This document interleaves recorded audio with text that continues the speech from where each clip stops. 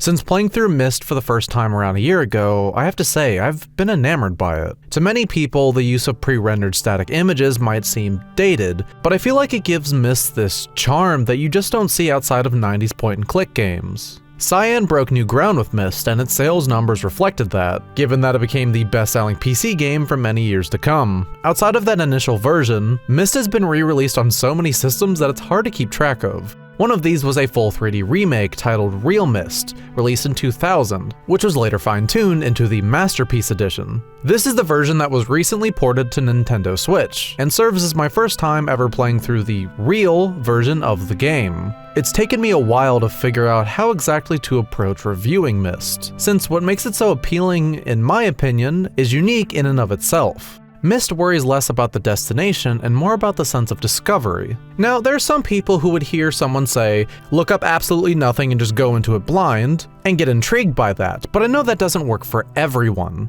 To appease both camps, I've decided to make two reviews in one. One that goes into a surface level explanation about realMyst's mechanics without ruining any of the mystery. Please clap, I'm very funny. And one that's more in depth, while still not blatantly spoiling the game or the puzzle solutions. If the first part of this video is too vague and doesn't hook you, then the in-depth part will serve as more of a traditional review. With that said, let's begin.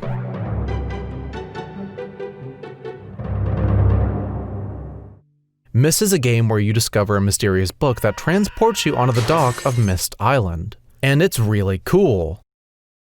That's it. Buy it.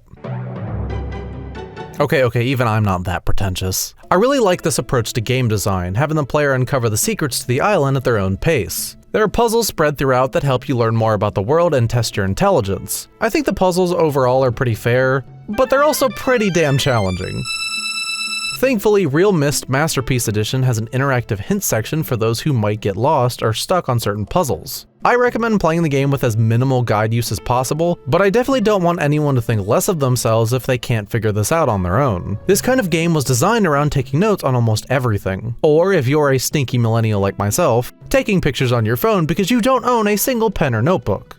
Those looking for traditional storytelling might want to look elsewhere. Myst Island is uninhabited, so you're left to piece together what happened on your own from notes and old journals. So prepare yourself for a lot of reading. That is, after all, where the lore and a lot of the puzzle solutions are found. But I feel that Myst's environmental storytelling is where it really shines. I adore Myst's atmosphere, and I think realMyst only augments that adoration due to how immersive the now fully explorable island is. The sound effects were also redone too, and those, along with the soundtrack, do a lot in pulling you into the world of Myst. You'd think that being able to freely explore what was previously a series of images could have some drawbacks, since every original image was put there on purpose to show players exactly what the directors wanted them to see. And I'm not sure if this was because I was revisiting the world of Myst for the second time, but I didn't have any issues with this. If you do find yourself losing track of where you need to be, you can play the game in touch mode, which has you travel between nodes, like in the original game. Unfortunately, this mode is only accessible when playing undocked, which I feel is a missed opportunity.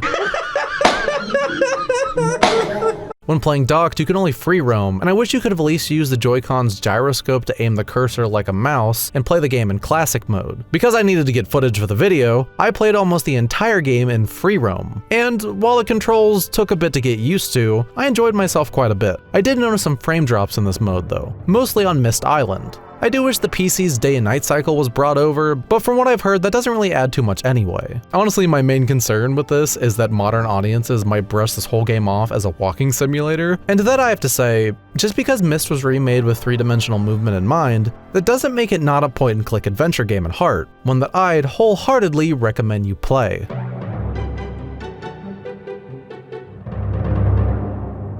We covered it before. Mysterious book, zip zamp zoop, bam, you're on Myst Island. After some initial exploration, you discover a library full of journals detailing mysterious worlds called ages, which can be entered by discovering things called linking books. What's more, two special books stand out amongst the rest, which contain the trapped souls of two brothers named Cirrus and Achenar. These brothers tell you to find the linking books for each age and delve into them to find the respective red and blue pages hidden within. However, each of them tells you not to trust the other. I won't go into the resolution of this just yet, but it's very entertaining to discover the truth behind the only two people you'll meet in the game: a weird mustache-twirling schemer and a mentally unstable sociopath. I have to say, the instant you arrive on the docks of Myst Island and are given free rein to go off and explore might be one of my favorite moments in a point-and-click adventure game. All these unknown machines you stumble upon with no immediate instructions on how to work them it's just so cool. Spread throughout the mysterious island are puzzles you have to solve to find the various linking books. This is the main gameplay loop of Myst, the goal being to find both pages in each age, and then making your decision about which brother to trust.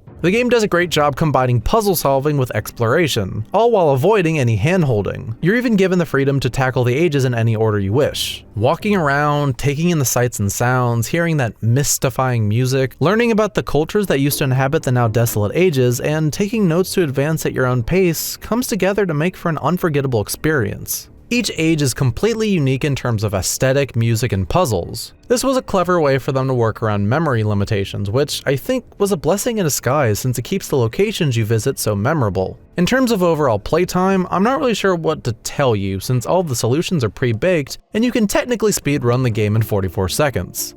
This replay took me 4.5 hours, but before you start to think that's because of a lack of content, take into consideration that it was so short because I already knew where to look for all the solutions. Depending on how efficient you are at puzzle games, I can easily see Myst taking you around 8 to 10 hours. While I think the game mostly does a good job not reusing any content, there is one particular part of the game that a majority of players, myself included, feel is padded. That comes from the fact that the main character, dubbed the Stranger, is apparently a nudist with only one hand. Because this dude just refuses to hold more than one piece of paper at a time and has no pockets. That's some real interesting deep lore there, though I'm not really sure it was worth the hit to the gameplay, because this means you're going to have to visit the ages at least twice. Okay, dumb joking aside, I have a feeling this was done in some part because of those previously mentioned memory limitations, since I know creating the original Myst was no easy feat. Nonetheless, it does still bring the experience down just a bit. I could see this being remedied a bit if each page was hidden behind a puzzle, but most of the time they're just kinda left out in the open or hidden in a drawer, with the real puzzles involving finding the linking book back to Myst Island. Since revisiting an age never resets the puzzle progress, this backtracking isn't that big of a deal. With one glaring exception. The Selenitic age is not very good, with a billion asterisks. Look, I can see you enjoying this if you're really big into music, but I have absolutely no musical talent and my ears don't work too well, so this age was brutal to say the least. Getting here is difficult enough, with a piano puzzle requiring you to memorize specific sounds of certain notes and recreate them on a machine that's just a bunch of sliders. It's a lot of tedious walking between the two, but it's far from the worst thing about good old Selenti. When you actually arrive in the age, you'd likely be quick to say, "Cullen, what are you on about? This is beautiful." And yeah, I'd agree. It's gorgeous, has some really cool music, and, like with the other ages, made the transition to 3D pretty dang well. I think centering an entire age around a cute listening is cool, and for the most part I think this is executed rather well. But then you get to the submarine maze. I won't go into too much detail, but imagine navigating a maze blindfolded with the only way to know where to go is by listening to quiet sound effects. And you do this twice. It's tedious to say the least. Again, I'm not going to judge anyone who has to look up the solution to this, God knows I did, but it is a shame that there's a chance that this might be the last big puzzle anyone solves in the game, at least in the original Myst. I was surprised by this, but realMyst ended up sort of fixing the part of Myst that left me the most conflicted.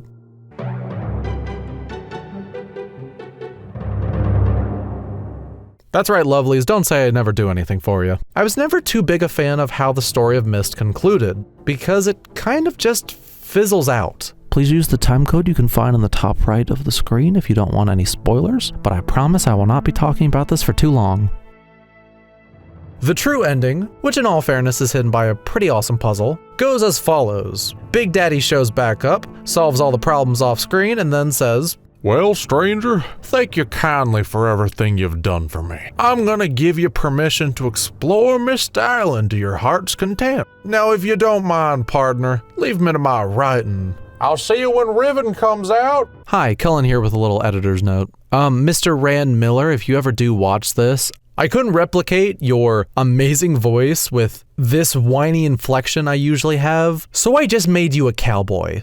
And that's it. The events that unfold aren't bad per se. In fact, I find them to be kind of neat. I just found the execution to be lacking somewhat. It always came off as a little anticlimactic to me. I like the idea of allowing you to explore this quaint little island to your heart's content, but it kind of fell flat since there wasn't really anything left to find. realMyst fixes this to an extent by giving you one last puzzle to solve, which takes you to a new age made for this remake. Rhyme. It's much shorter than the other ages, and the puzzle surrounding it isn't too complex, but it's really gorgeous and the added lore that connects it to Riven is super neat. The reward for completing Rhyme isn't anything special, but it was a much more satisfying conclusion to Myst.